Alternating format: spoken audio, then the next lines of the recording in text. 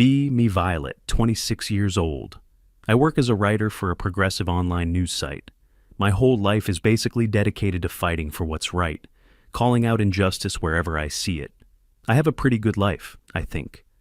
Got a boyfriend who gets it, or at least he nods in all the right places. Have a solid group of girlfriends who are just as passionate as I am. We meet up for brunch or drinks and talk for hours about the state of the world, the patriarchy, all of it. It feels like we're part of something important. My work feels important too. I write articles that get people talking, articles that challenge the status quo. I genuinely believe I'm on the right side of history. A few months back, during one of our editorial meetings over a video call, we were brainstorming new long-form projects. Everyone was pitching ideas about corporate greed, environmental issues, the usual stuff. Important. But I felt we needed something with more of a human element, something that felt immediate and dangerous. So I spoke up. I told my editor I wanted to do a deep dive into the manosphere. Specifically, I wanted to investigate a group I'd heard whispers about. Men going their own way, or MGTOW. I painted a picture for my team, described them as a shadowy network of rejected men, festering in their own bitterness online. Explained how they blame women for all their problems and create an echo chamber of pure toxicity. I said it was a breeding ground for real-world resentment, and I wanted to expose it. My editor's eyes lit up. He loved it. He called it brave, cutting-edge journalism. My colleagues were all supportive, telling me it was a crucial story that needed to be told. I felt a rush of validation. This was my chance to write something that could actually open people's eyes to a hidden threat. I spent the next week doing preliminary research, which mostly involved scrolling through angry forum posts and watching angry video rants. Everything I saw just confirmed my initial hypothesis. These guys were a bunch of losers who couldn't handle rejection, so they built an entire philosophy around hating women. It was all so simple, so black and white. My article would practically write itself. The plan was to find a local group, if such a thing even existed in the physical world, and convince them to let me observe them. I wanted to be a fly on the wall, documenting their sad little world. My friends thought I was incredibly brave. "Aren't you scared?" one of them asked over dinner. I told her that fear is the price of progress. My boyfriend was a bit more hesitant. He just said to be careful, that some of those guys could be unstable. I dismissed his concern as him just being protective, which was a little problematic, but I let it slide. He was trying, at least. Finding them was easier than I expected. A bit of digging on some obscure forums led me to a post mentioning a loose gathering in my city. There was an email address for a guy who apparently organized their meetups. His name was Frank. I spent a whole evening drafting the perfect email. It had to be carefully worded. I presented myself as an independent journalist doing a cultural study on modern men's groups. I used neutral academic language, trying my best to sound like an unbiased observer. I hit send and braced myself for the response. I expected one of two things, either complete radio silence or a long, aggressive email full of paranoid accusations. What I got was neither. The next morning, a reply was sitting in my inbox. It was from Frank. The email was short, maybe 4 sentences long. It was polite, grammatically correct, and completely straightforward. He wrote that they weren't a formal group, just a few guys who shared some interests. He said they usually got together on weekends to work on their personal projects. He ended it with, "You're welcome to come by this Saturday if you'd like. We'll be at my workshop. I'll send you the address if you're interested." That was it. No questions about my agenda, no paranoia, no anger. It was so disarming that it actually made me more suspicious. This had to be a trap. They were trying to lull me into a false sense of security. They were smarter than I thought. I wrote back, saying I'd be there, and he sent the address to a light industrial area on the edge of town. Perfect. A secluded location where no one would hear me scream. I was only half joking when I thought that. I told my boyfriend about it that night. I was explaining my theory about how their politeness was a manipulative tactic. He was making dinner and not really listening, just humming and nodding. I noticed he had bought some expensive-looking steaks. I pointed out that the consumption of red meat is often linked to performative masculinity and has a huge environmental footprint. I didn't say it in an accusatory way, more of an educational one. He just stopped, looked at the steaks, then at me. He didn't say anything. He just quietly put them back in the fridge and took out some frozen veggie burgers instead. The rest of the evening was quiet. I felt a little guilty, but also a little proud. I was holding him accountable. That's what a good partner does. Saturday came. I made sure my phone was fully charged, my location sharing was on with my best friend, and I had a can of pepper spray in my purse. The address led me to a row of identical-looking garage units. It was a place for small businesses, mechanics, carpenters, that sort of thing. I found the unit with the right number. The big roll-up door was open. I parked my car and walked towards it, my heart beating a little faster. I peered inside. It wasn't some dark, dingy man cave. It was a bright, clean, and incredibly organized workshop. Tools were hung neatly on a pegboard wall. There was a large workbench in the center, and in the middle of the space was a partially disassembled vintage motorcycle on a lift. A man was leaning over it, carefully cleaning a part with a rag. He was older, maybe late 40s, with graying hair and a calm, focused expression. This had to be Frank. On a stool in the corner, another man, probably around 30, was hunched over a circuit board, a soldering iron in his hand. This was Ryan, and at a small desk against the far wall, a younger guy, early 20s, was sitting with a thick textbook and a laptop. Matthew. The place smelled of oil, metal, and sawdust. It was peaceful. I stood there for a moment, unsure what to do. Frank looked up, saw me, and wiped his hands on a clean rag.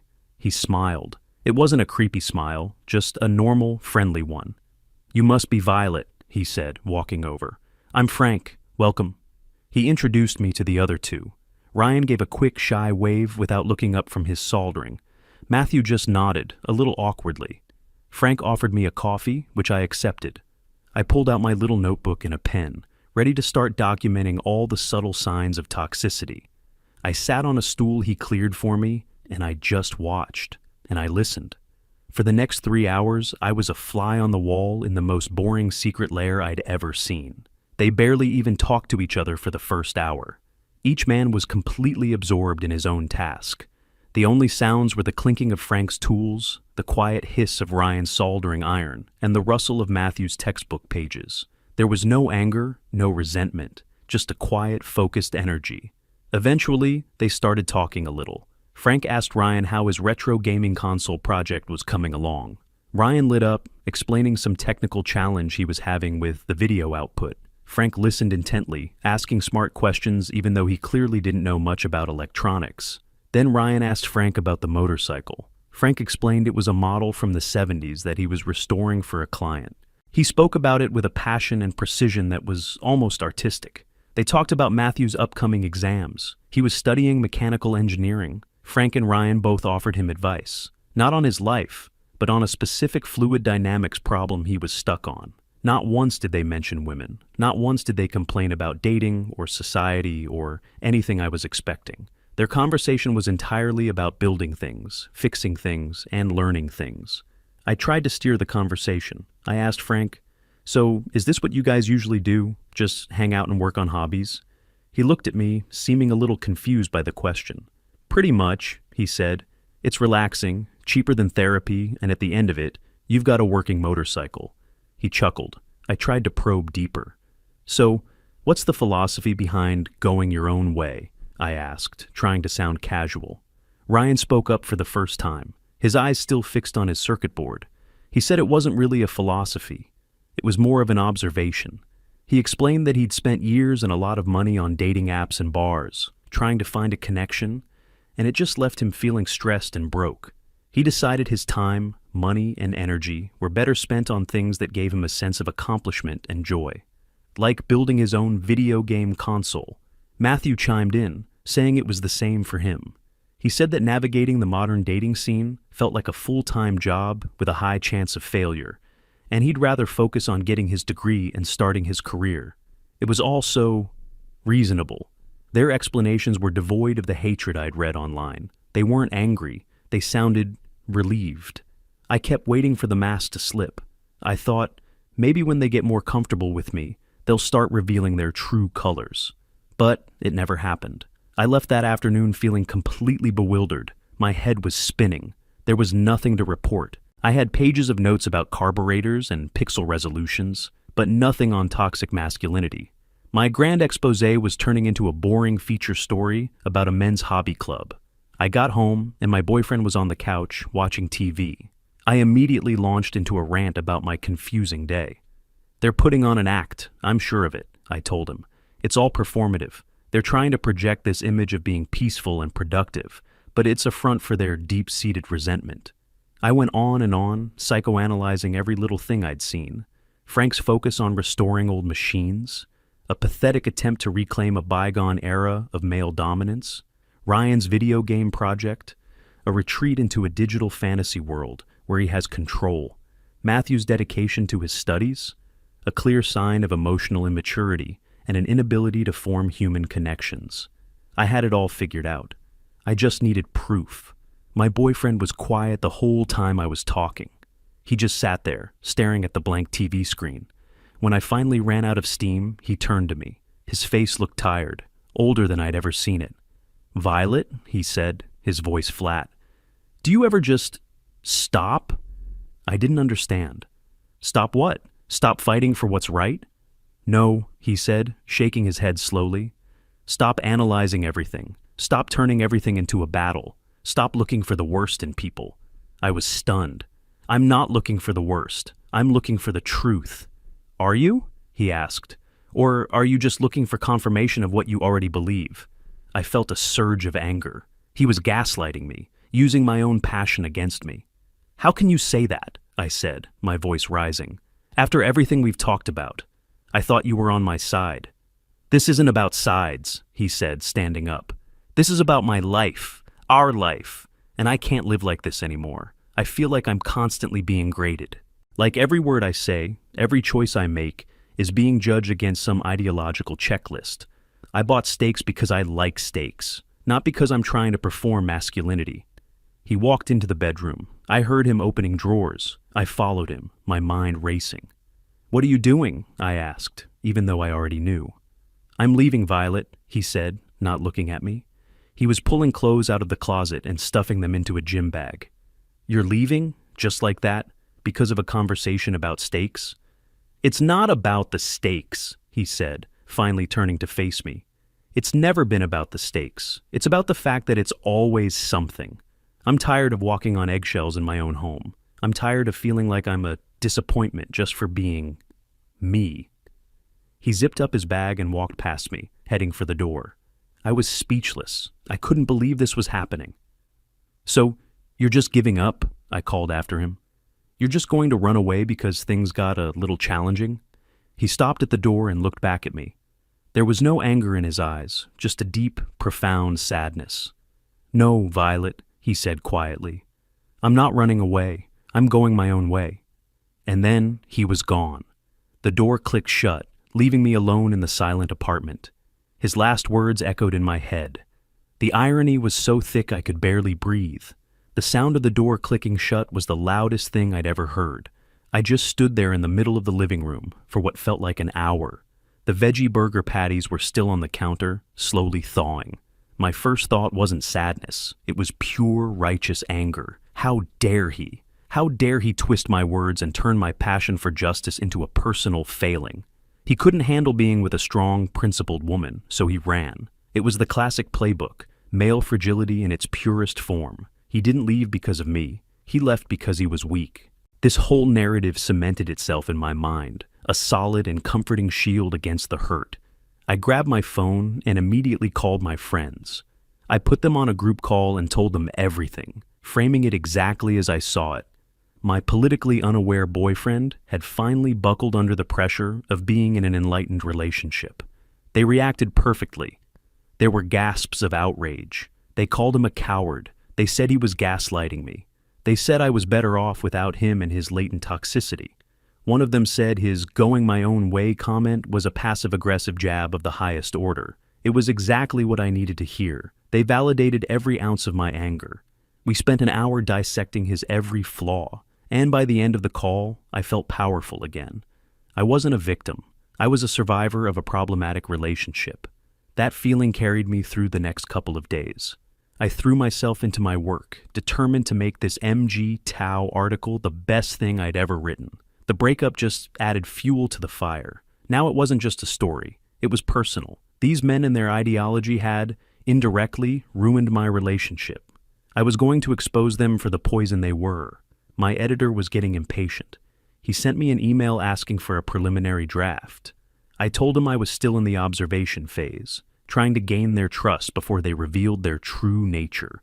It was a lie, but it bought me some time. I knew I had to go back to the workshop. I needed more material. I needed the smoking gun. The following weekend, I drove back to the industrial park. This time, I didn't feel any fear. I just felt a cold, determined anger. I wasn't an observer anymore. I was an interrogator. I found them in the same workshop, but the atmosphere was different.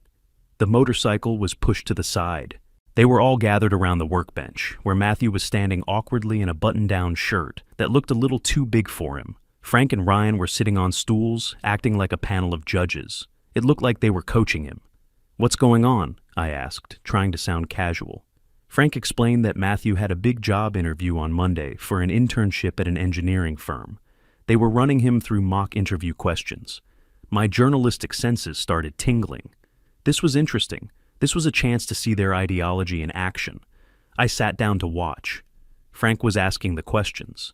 They were tough, technical questions about things I didn't understand. But they were also asking behavioral questions. "Tell me about a time you had a conflict with a team member. Describe a project you're proud of." Matthew was nervous, stammering through his answers. Ryan would gently interrupt him, giving him advice on how to structure his responses. He told him to be more confident, to make eye contact, to speak clearly about his accomplishments without sounding arrogant. It was all surprisingly normal and helpful. I decided to throw a wrench in the works. "What are you going to do if your interviewer is a woman?" I asked, looking directly at Matthew. The three of them looked at me. There was a moment of silence. I expected them to launch into a tirade about female bosses. Instead, Ryan just looked at me with a genuinely puzzled expression. He said, "He'll answer her questions professionally, just like he would with a man." I pushed a little harder. "But you guys obviously have issues with women in positions of power. Aren't you worried it will show?" Frank sighed, a patient, tired sound. He looked at me and said that this had nothing to do with any of that. He explained that they were helping Matthew get a job so he could build a good life for himself. The gender of his future boss was completely irrelevant to the task at hand. He said, "We're not preparing him for a culture war, Violet. We're preparing him for a job interview." The directness of his answer shut me down. They went back to their mock interview, and I just sat there, feeling a little foolish. They spent another hour with Matthew, building his confidence, refining his answers. There was a genuine sense of camaraderie, of mentorship. They wanted him to succeed. After they were done, we were all just sitting around, and it was quiet for a bit. I decided to try a different angle. I looked at Frank. "Why did you start all this?" I asked. "The workshop, these meetups, what was the trigger?" I was expecting a story about a horrible woman who wronged him. He was quiet for a moment, looking at the half-finished motorcycle. He told me it wasn't really a single trigger. It was a slow process. He said he used to be married, owned a successful construction business that he built from the ground up, had a nice house in the suburbs. Then he got divorced. He spoke about it in a way I'd never heard a man talk about divorce before. I was used to hearing either angry rants or stoic silence.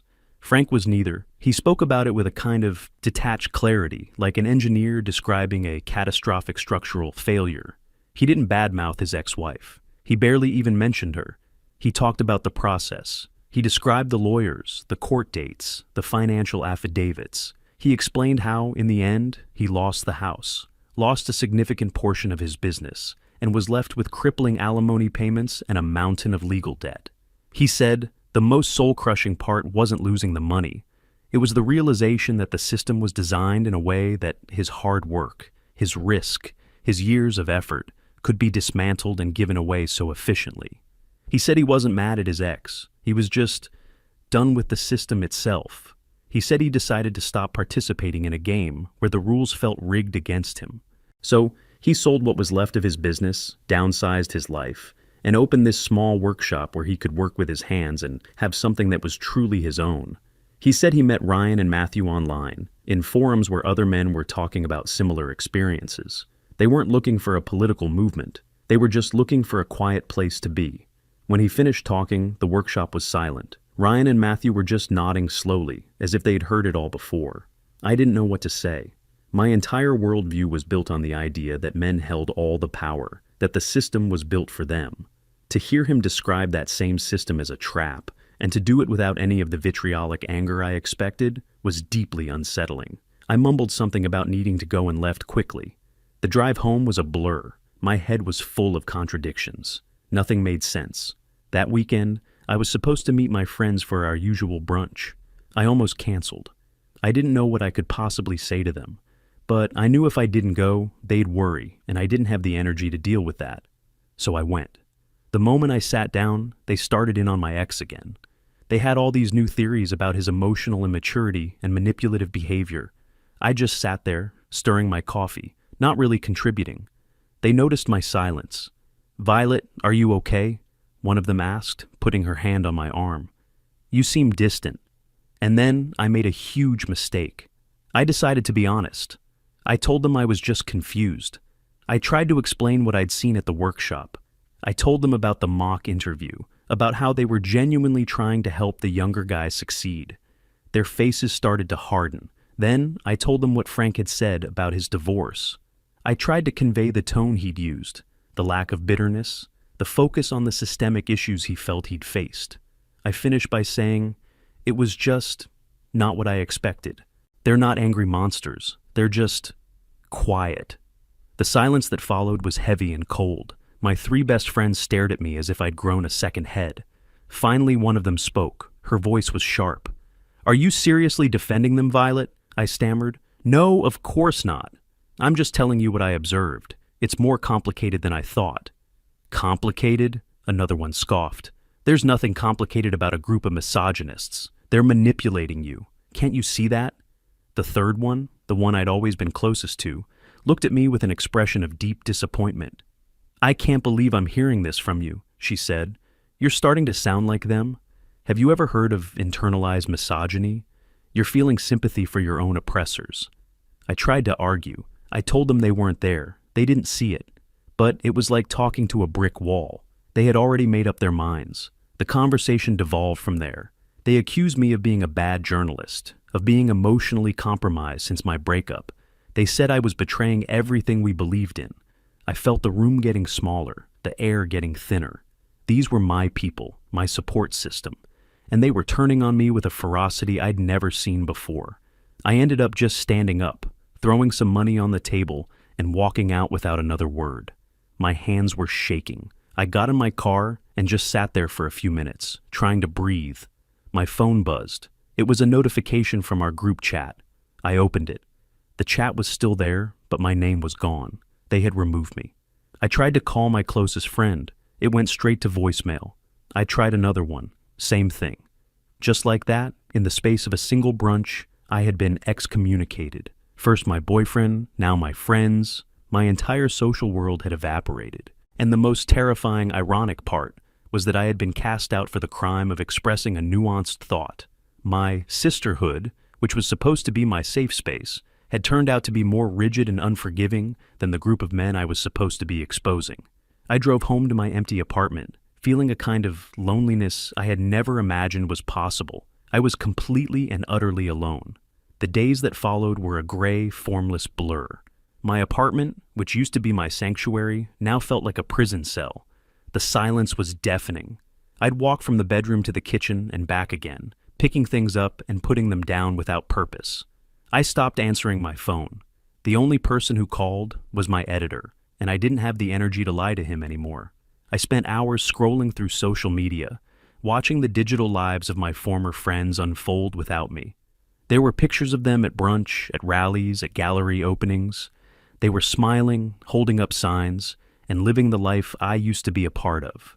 It felt like watching a movie of my own life with my character edited out. In one photo, they were all wearing t-shirts with a slogan I had come up with. It was a surreal, gut-wrenching feeling. My sense of identity was completely shattered. I was Violet, the feminist journalist, the social justice warrior. But without my boyfriend to validate me, my friends to agree with me, and my article to prove my worth, who was I? I was just a person in an empty room. The anger I had felt after the breakup was gone. The confusion I'd felt after visiting the workshop was gone. All that was left was a hollow, aching emptiness. My ideology, the very framework I had used to understand the world, had collapsed. It had promised me community, but it had left me isolated. It had promised me clarity, but it had left me confused. It had promised me strength, but I had never felt weaker. I thought about Frank, Ryan, and Matthew. My mission to expose them seemed like a joke from a different lifetime. I had entered their world with so much certainty, so much condescending pity.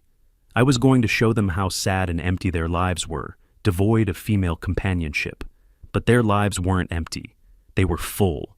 They were full of projects, purpose, and quiet camaraderie. My life was the one that was empty. I was the one who was lonely. I was the one who had been abandoned by my community for failing a purity test. The irony was suffocating. About a week after the brunch incident, I got an email from my editor. It was short and to the point.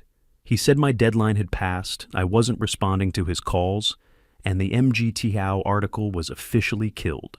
He also said that due to my unprofessionalism, my contract with the site was being terminated. I was fired. I read the email 3 times, but I felt nothing. It was like watching a building collapse in a city that had already been leveled. It just didn't matter anymore. I closed my laptop and just stared out the window for a long time. I realized I hadn't been outside in days. On a strange impulse, I grabbed my car keys. I didn't have a destination in mind. I just started driving. My car seemed to know where to go. I found myself back in the light industrial park, parked across the street from Frank's workshop. It was a Saturday afternoon. The big roll-up door was open. I didn't get out of the car. I just sat there, watching. It was like looking into a diorama of a life I didn't understand. The scene was almost identical to my first visit, but I was seeing it with new eyes. Frank was working on the motorcycle. It was nearly finished now. The chrome parts gleamed under the fluorescent lights. He was meticulously polishing the gas tank with a soft cloth. His movements were slow, deliberate, and full of care. Matthew was there, but he wasn't studying. He was standing next to an old beat-up car, and Frank was leaning over the open hood with him, pointing at something inside the engine. Matthew was listening intently, nodding. It looked like Frank was teaching him how to do a simple repair. And in the corner, Ryan was sitting on his stool, not soldering, but playing something. On the small table in front of him was a clunky homemade-looking console hooked up to a small monitor. He was holding a retro-style controller, his thumbs moving quickly. On the screen, a little pixelated character was jumping across platforms. He had finished his project. After a few minutes, he put the controller down and looked over at Frank and Matthew. He said something I couldn't hear. Frank and Matthew laughed and walked over. Ryan handed the controller to Matthew. Matthew, the serious engineering student, started to play the game. He was clumsy at first, but then he got the hang of it. A huge, goofy grin spread across his face. Frank stood behind them, watching, with a small, content smile on his face. They weren't fighting the system. They weren't drafting manifestos. They weren't complaining about women. They were just being. They were building things. They were learning things. They were sharing things. They had created their own small, quiet world. A world that operated on a simple set of principles: competence, mutual respect, and a shared desire for peace. A world that didn't require constant conflict to exist. And I knew, with a certainty that chilled me to the bone, that they were perfectly happy. They weren't coping. They were thriving. They hadn't lost anything. They had walked away from a game they didn't want to play, and in doing so, they had won. They had won their time, their energy, their money, and their peace of mind. I was the one who had lost. I had played the game with all my heart. I had followed all the rules. I had fought all the prescribed battles, championed all the right causes, and surrounded myself with all the right people. And in the end, I had lost everything. I lost my relationship because my ideology was more important than my partner's happiness. I lost my friends because my observations didn't conform to their narrative. I lost my job because my truth turned out to be a fiction. I sat there in my car, watching these 3 men share a moment of simple, uncomplicated joy. And for the first time, I didn't feel anger or confusion. I just felt a profound sense of clarity. I had thought I was the one with the enlightened worldview, looking down on these poor, misguided men from my moral high ground. The whole time, I had it completely backwards. I was the one living in a dark, narrow echo chamber. I was the one trapped in a rigid, unforgiving ideology. They weren't the ones in the cage. I was. I put the car in drive and pulled away from the curb. I didn't look back. I had no idea where I was going or what I was going to do with my life. Everything was a blank slate, and for the first time in a very long time, that felt less like a terrifying void and more like a possibility. It felt like freedom.